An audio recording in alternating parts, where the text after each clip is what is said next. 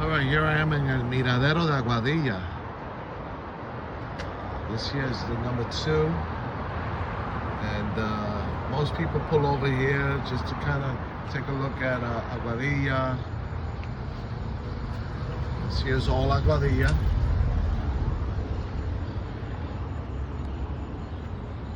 And these here are all flamboyant trees, native to the island. And they're blooming this time of the year. And it's really nice up here. We're right off the main road, 2.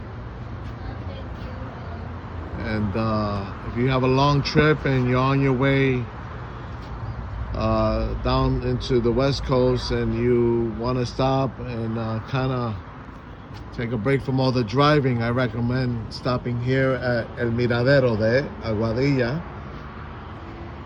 During the days, there's vendors here, normally Monday through Saturday. And the vendors park along here.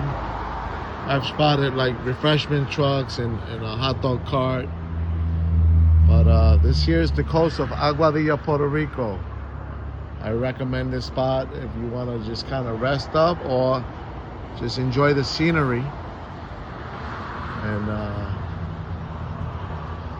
take pictures and so.